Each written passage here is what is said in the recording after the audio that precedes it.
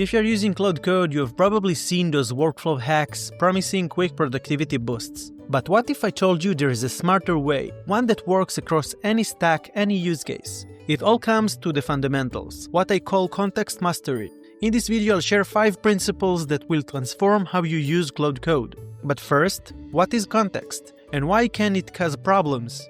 LLMs, large language models, are trained on massive amounts of data. The context you provide through prompts or through attachments guides the model to generate the right solution for your needs. Every LLM has a context window, a limit of how many tokens it can progress as input. One token is roughly 4 characters. But since we are here for Claude Code, let's get specific. Every input context falls into one of 2 categories, static context and dynamic context. I define static context as the information Claude already has without the needing to mention them in the prompt. Dynamic context, on the other hand, comes from files, images, or other attachments you provide. The most common type of dynamic context is the chat itself. Each prompt you add stacks up and it can grow massive quickly.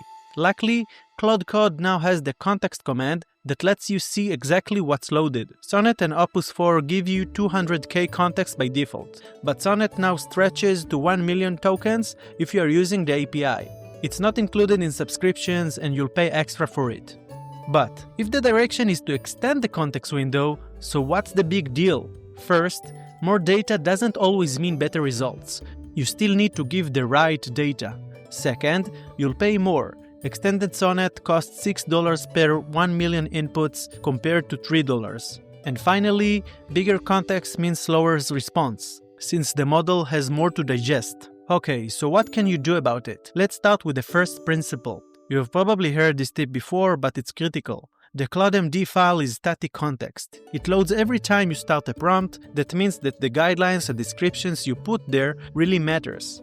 That's why I added this line. Important. If you are making major changes, update the claude.md file. I also include my methods and recurring issues. For example, on alldevneeds.com, Claude kept running npm run commands, so I added short notes to explain my scripts and stop it from guessing. So, our first principle is to keep claude.md updated regularly. But most users don't rely on claude.md. There's an advanced feature called subagents. Subagents completely changed how we think about context. The big advantage of subagents is that each one has its own context without getting polluted by extra information. Each one has its own .md file with context and permissions.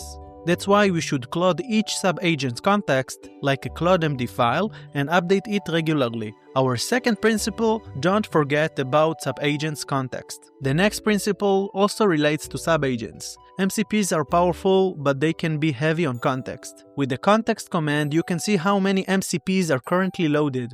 The key is to activate only the ones you actually need. Otherwise, they slow everything down, and too many MCPs can make each request really slow. If you are here, it will mean the world to me if you like and subscribe to our channel to help us grow our community.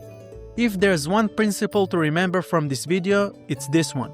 As I mentioned earlier, chat history can grow huge and push the LLM toward hallucinations. That's why mastering these Claude Code commands is a key.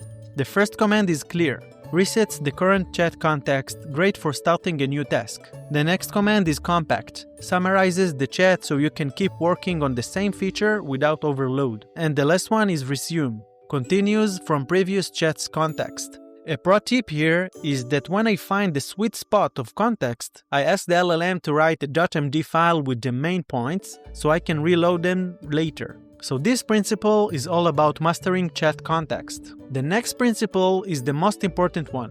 Attach the right context.